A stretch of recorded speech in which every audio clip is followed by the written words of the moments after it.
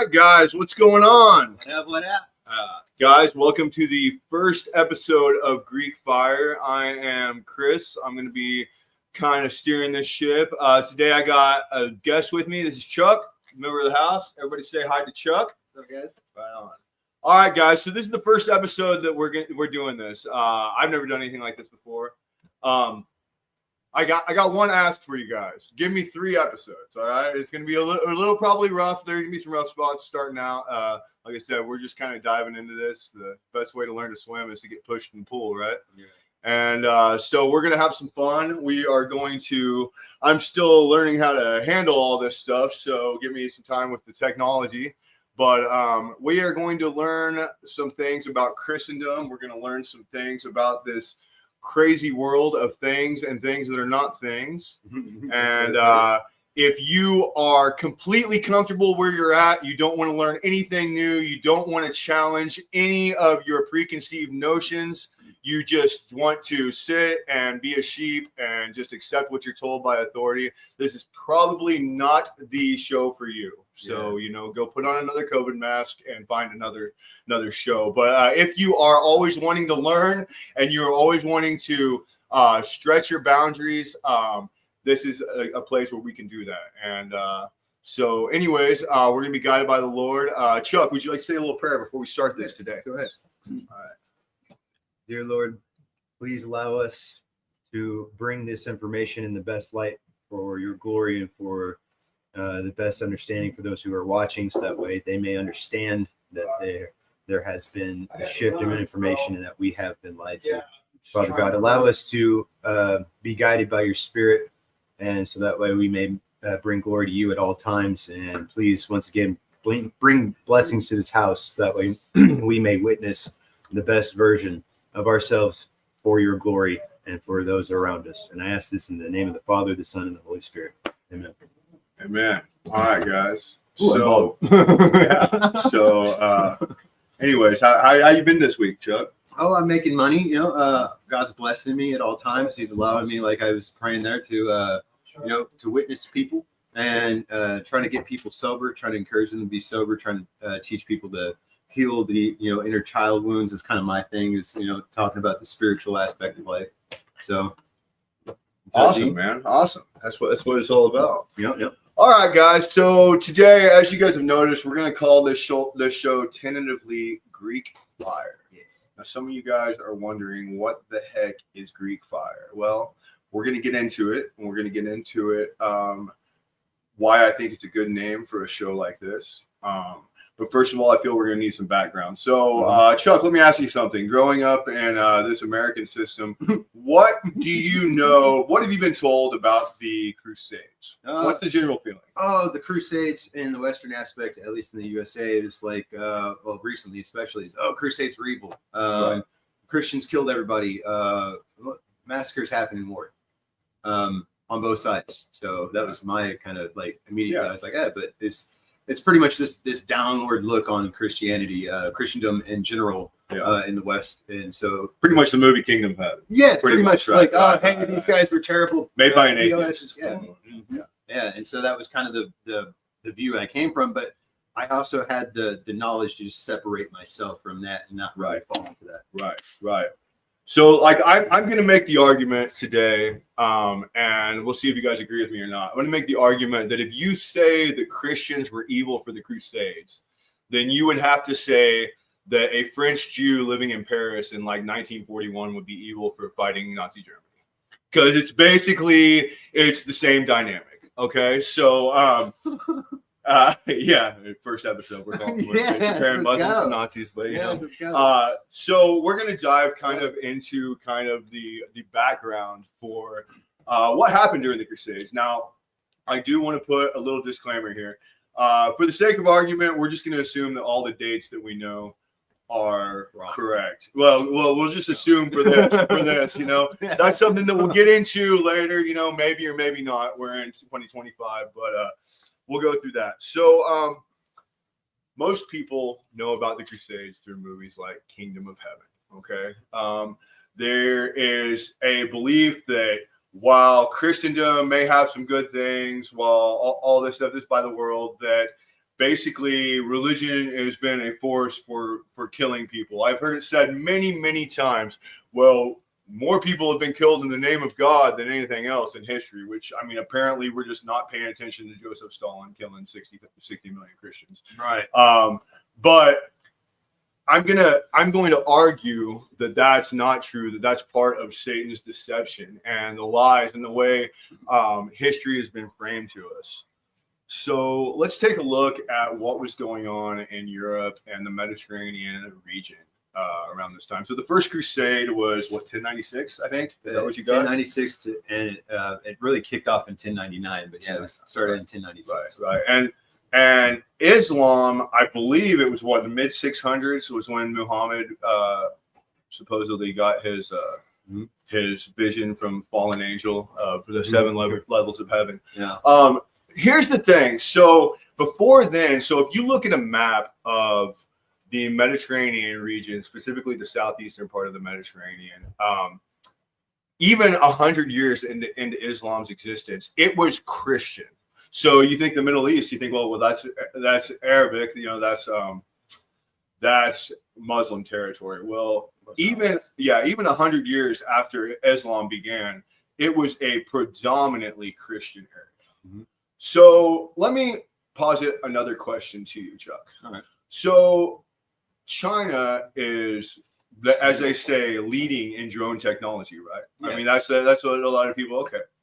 Okay. So if America was to go over and capture a bunch of Chinese scientists who developed the drones, and then make the proclamation that, oh, well, all the top drone technology comes from Americans, make them change their name to Bill Smith or something like that.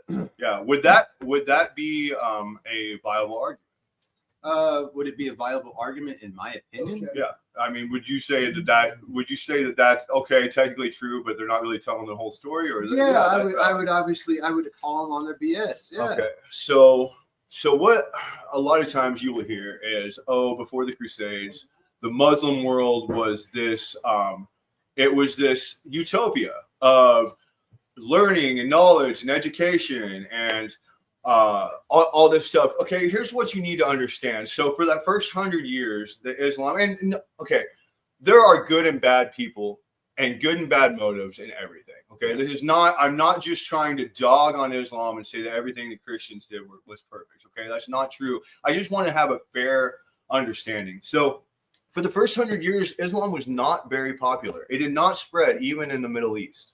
Okay, after Muhammad's death, some of his successors came up with a great marketing strategy. Let's kill all the men and enslave their women and children and threaten them to convert to Islam and change their name.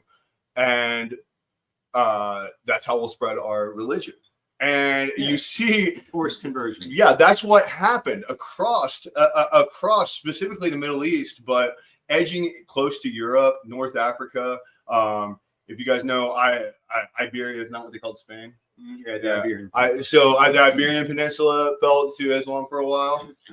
Now, hello, Buster. Great to have you. Mind you, these Muslim forced conversions were a lot of Christians. Absolutely. And a lot of Jews. Absolutely. Okay, because there wasn't a Muslim population. They were looking to expand their Muslim population. So they were forcefully killing and converting Christians and Jews. Exactly. All right. So keep that in your mind for what's coming in the future. Which I'm not gonna throw stones. Okay. I mean, people do things in wartime, and it's war. It's war. That's what it is. But I just want you guys to have an understanding.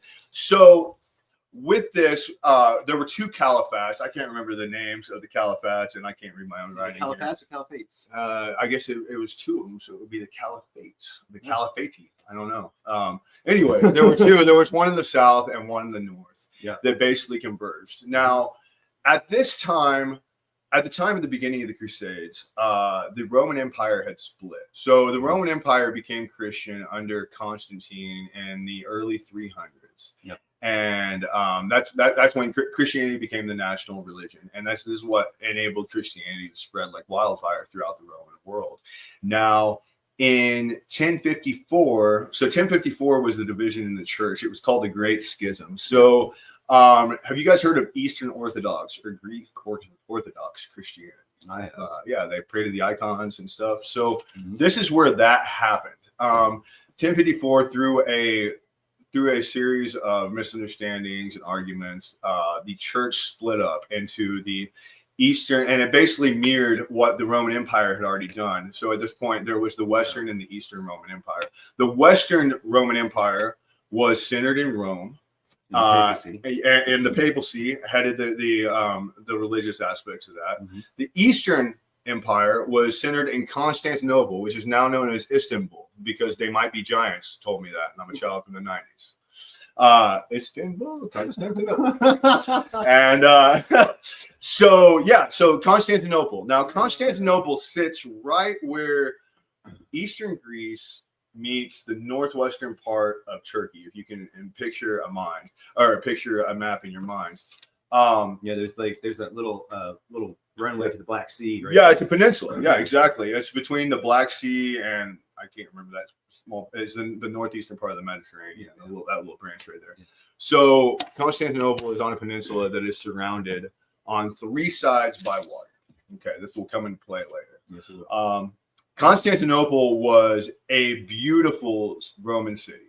Constantinople. So actually, what we'll find is that later on, when the Roman Empire falls in the West, Constantinople, the Eastern Roman Empire, or what became known as the Byzantine Empire, will actually last for hundreds more years. Okay, so moving on. So Islam begins to spread. They begin to force conversions to enslave, and they start to butt up against the Mediterranean Sea, and they start inching closer and closer to Constantinople. Yeah, actually, in 1071, the Seljuks defeated the Byzantine Empire at, I'm not even going to try to pronounce that, Mazinkert, I guess. At a place. Yeah, at a place. Doing things. Right? And it led to the loss of most of Anatolia. So at this point in time, Islam is pushing into the Byzantine Empire pretty heavily. And once again, these are forced conversions. So into formerly Christian areas. Yes. And okay, so Europe remains steadfastly Christian. The Mediterranean Sea, in biblical times, in the Dark Ages, and medieval times, the Mediterranean Sea has been vital to commerce, to the thriving of those European nations and being able to trade. Well, what they found is that even though Europe remained Christian, they were cut off economically because with Islam came piracy, came Muslim pirates on the Mediterranean seas, and they started knocking off all the trading ships. They were great boatsmen. They had excellent navies. Okay, this is not your atypical Jack Sparrow. These guys were deadly. They had excellent navies. And remember, Constantinople is surrounded on 3 sides by water. One way in, one way out if you're not on a boat. Yep. Okay. Now, at the time, naval warfare was not, gunpowder hadn't been invented. Mm-hmm. So it was not cannonballs shot. Basically, naval warfare. Until I had class in the Byzantine Empire. Yeah. So basically, naval warfare was done at close quarters. So what you would do is you would ram other boats, and then you would attempt to board and fight. Yeah. It was very, very hands-on. Now, that's one thing to remember. The Greeks and Persians actually kind of, before all this happened, Greeks and Persians really solidified naval warfare with, like, they had like these ramps that had claws, and they'd ram into your boat, and the ramp would go down. They just crossed. Yeah. Like, it was boarding. It was naval. It was deadly. Yeah. There was no cannon fire. They would just come on your boat and kill you with a sword or an axe. It was hand to hand. You know what I mean? Hand to hand on sea. I think it probably people took it more seriously then. You know what I mean? I bet they would. Yeah. Like I would. it's really easy to sit back and to justify in your mind killing somebody from a quarter mile away, or from pressing a button. You know what I mean? But and I mean, violence and death is never good, but you have to really justify it. You know what I mean? And one thing that I came to respect when I researched the Crusades is the princes and the kings and the knights.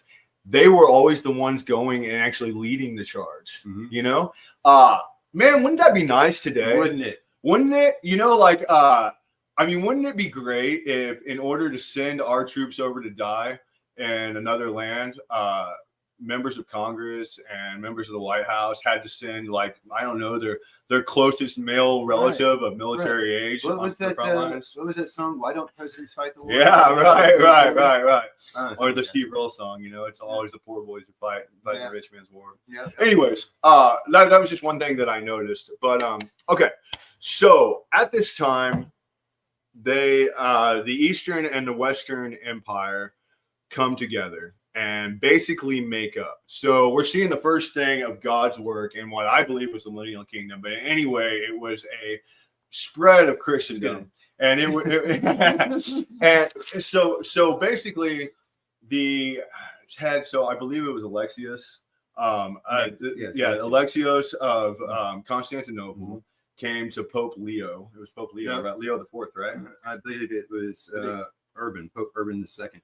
Okay, so a pope, one pope. I don't know. I thought he came to Leo, and then Urban was the one who declared it. But anyways, so basically they came and they mended, and they basically said, you know what, we can't be fighting against each other within ourselves.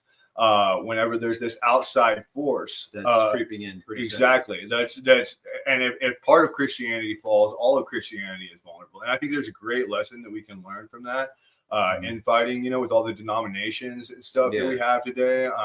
We're not all going to agree on everything, but it's better to unite under what we do agree with, and that's the blood of Christ. Yeah, like nobody's going to want to join a church that's stabbing each other in the back. Like, why are you going to do that? Right. Like that just doesn't seem united. And you want to be a part of something bigger. Why are you going to be a part of something bigger that's trying to kill itself from the inside? Yeah, we're supposed to be brothers, man. Like, you ever see Navy guys and Marines together? Yeah. Like, they will tear each other down and dog each other more than anybody. But you mess with one of them, like you're messing with all. And you know, Marines eat crayons for breakfast, so don't.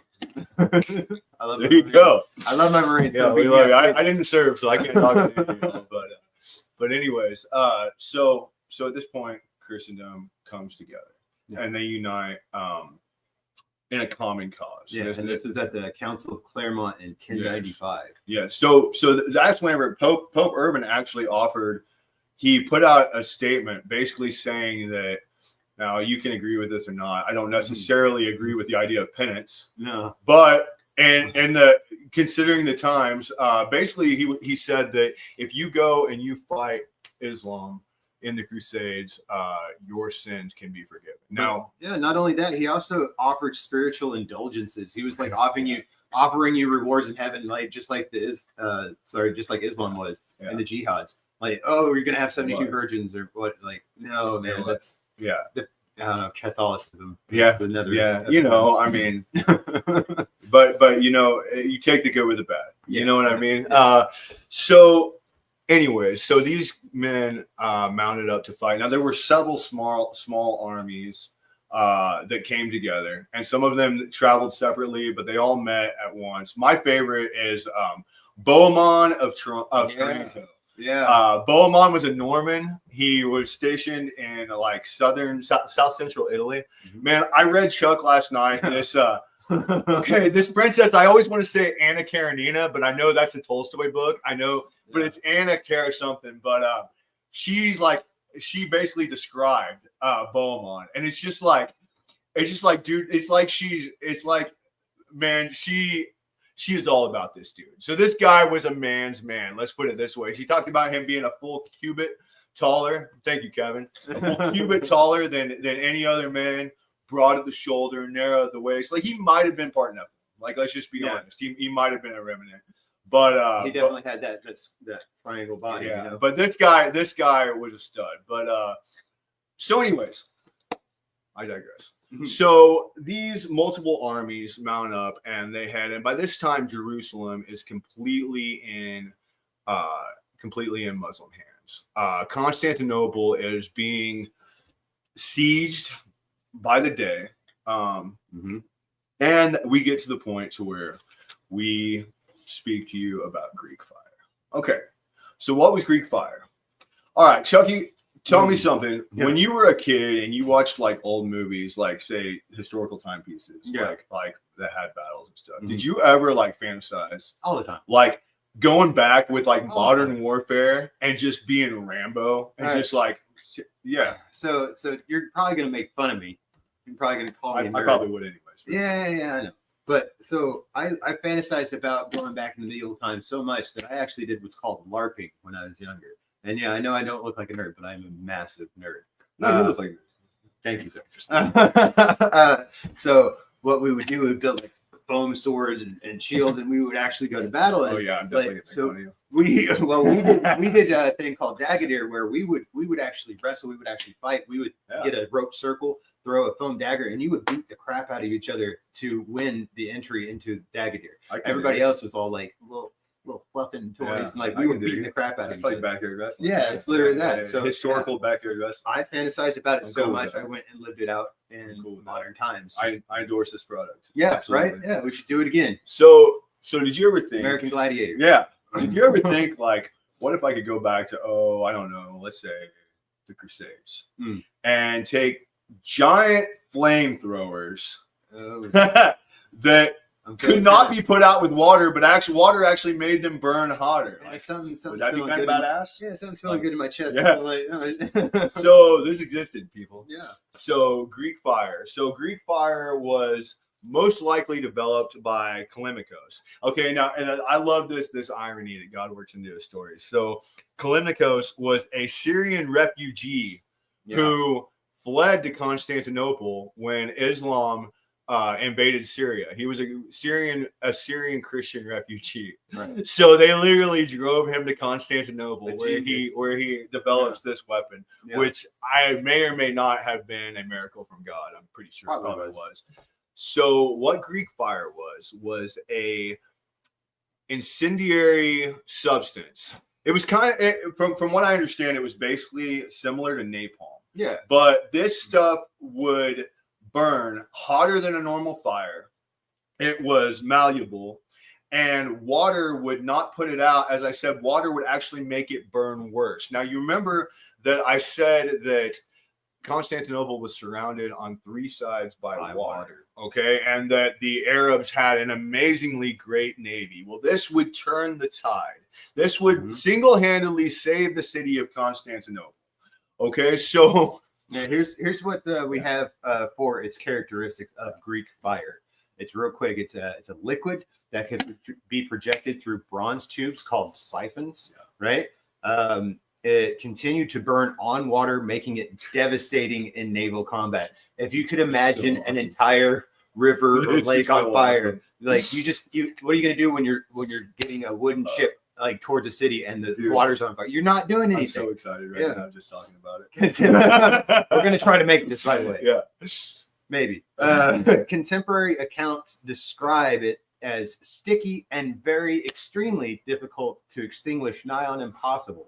The substance reportedly produced a very thick smoke, but here's the catch. This is why it was so mentally devastating, psychologically devastating, is when they deployed it, it had a very loud roar like a lion. Yeah. I was actually watching something. So basically the way these siphons work. Okay. So there were smaller versions. There were even hand grenade versions. Medieval hand grenades, bro. Remember, at this time, gunpowder has not yet been invented. There are no cannons. There are no nothing.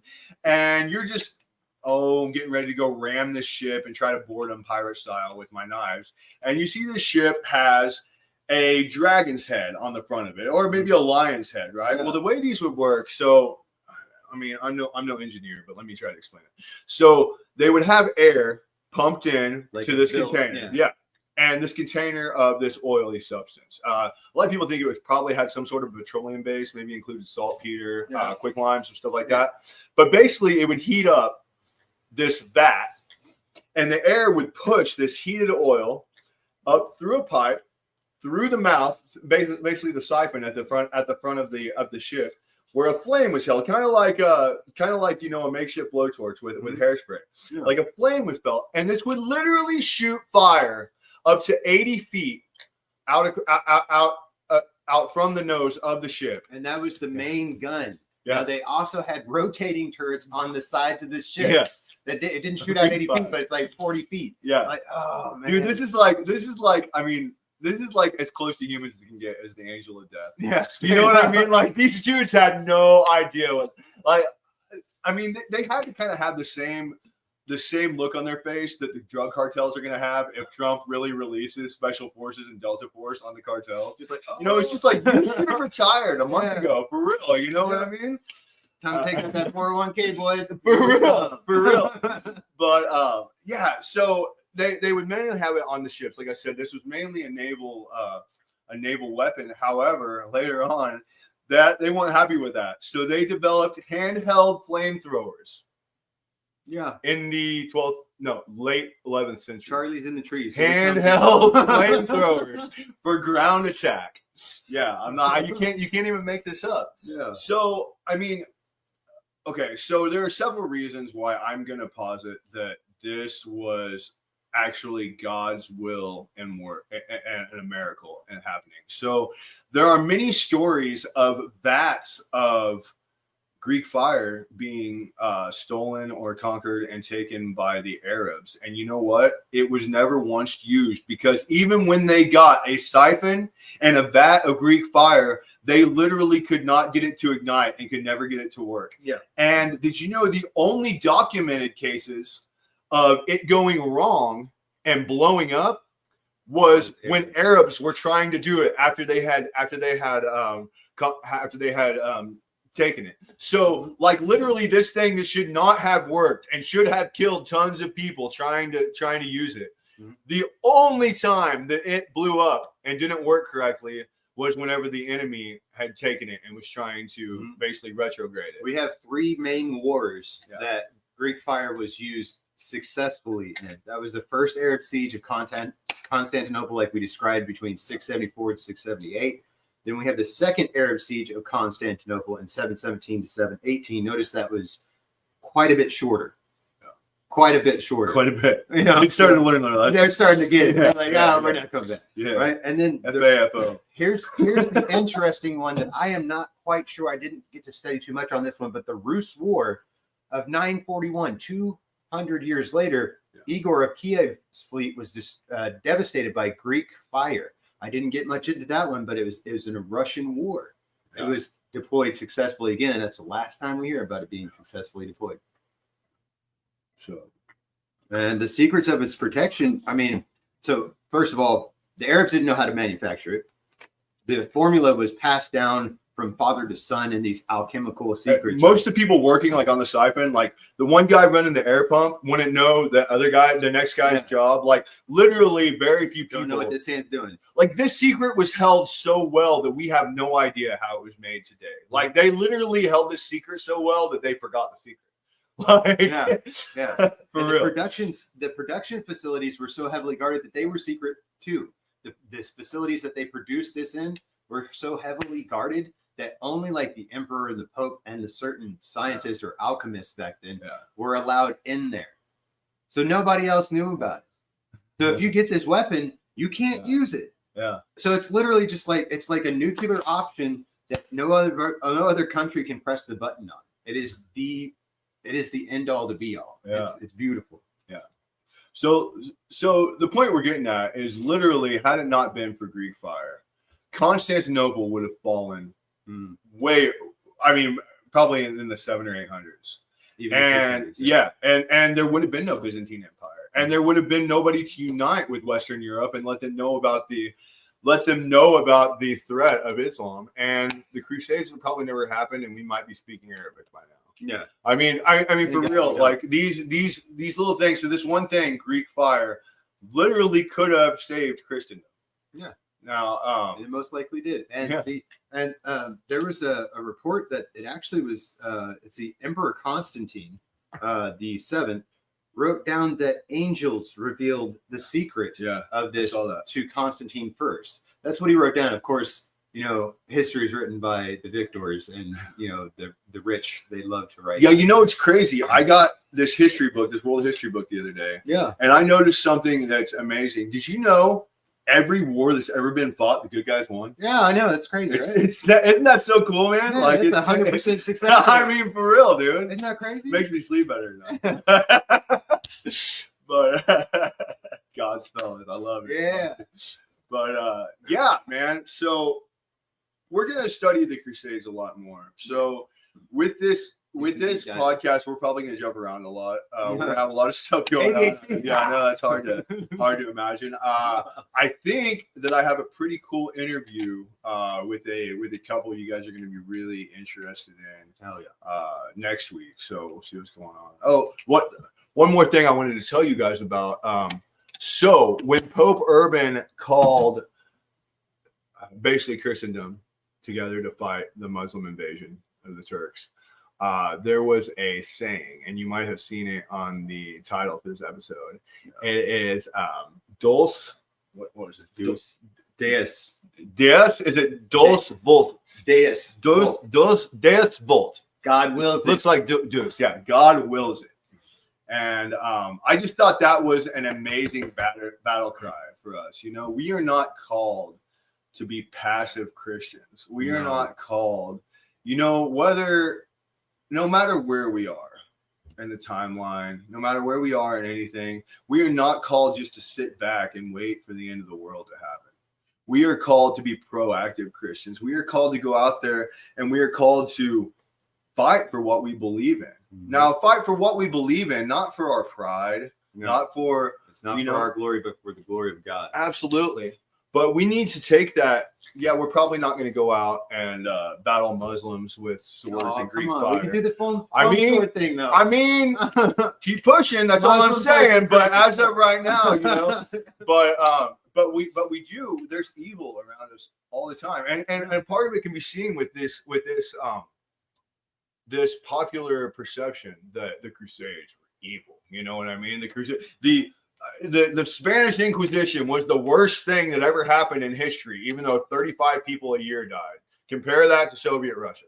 You know what I'm saying? Like, yeah, there have been bad things that have happened that have taken place in Christ's name. A lot of people have used the church and used cover to do evil things, and you absolutely cannot discount that. I would posit that most of the time, those things were intentionally done under Christ's names by people who were impressioned by different spirits, fallen angels, whatever they happen to be. But remember, in the Crusades, they were pushing back against Islam that had already caused these atrocities, and so they thought it justified to do the same atrocities to. It was our lands. You know what I mean? Like, it was Christian land. Everybody says, oh, they literally were taking back what had already been ours and what had been conquered by raping and pillaging. Let's just be honest. You cannot look at history through the lens of modernity. It's just not going to work for you guys. It was a brutal time, and you guys probably think that you have different genitalia between your legs, and you really do. I mean, it's just how it's really true. Like, there were. Let's just say men were men back then. You know what I mean? Like, for real. So, anyways, you got anything else to add, Chuck? Nope. Hopefully we don't get canceled. Yeah. Oh, that shit's probably already said. My COVID mask comment. Yeah, that's good. But all right, guys. So I really thank you guys for joining in. I know this is a little bit unorganized. We're still trying to figure out what to do, but I hope you guys learned a little something. I hope maybe we inspired you to not be passive Christians, to go out there and make things happen for the glory of God. Deus Volt, dudes, for real. I actually just got on Amazon and ordered a Deus Volt flag for the front of the God's Gangster's house. So yeah, you know what I'm saying? Yeah. Figured it's time for the Trump flag to come down. Yeah, we already won. Been a few months, so yeah, you know, and who knows if he's really what we thought he was, anyways. But we can be hopeful. Yeah. Anyways, guys, I hope you guys enjoy the rest of your Saturday, and thank you, Julie. She's ordering coffee and saying, you can tell that I normally don't handle this because I haven't put any of y'all's comments up, so I'm just gonna run through them all real quick because that just occurred to me how Kevin does this. Yeah. Sorry, guys, I'm kind of lost without my fearless leader, Kevin Irving. Yeah, but he's moved on. Kevin. He's moved on to bigger and better things. You know what I mean? I get it. He doesn't love us anymore. Yeah, his roommates are probably better to look at than his old ones now. So you know what I mean? Like I don't. It hurts my feelings just thinking about it. Yeah, I don't hold it against him. But we love you, Kevin. Guys, we love you guys all so much. Thank you guys for tuning in. I hope you guys learned a little something today, and I hope we inspired you. Yeah, if you didn't learn anything, you weren't listening. Yeah, you know. Same. Yeah. Love you guys. Peace out, homies. Yeah. I gotta do this. Insane.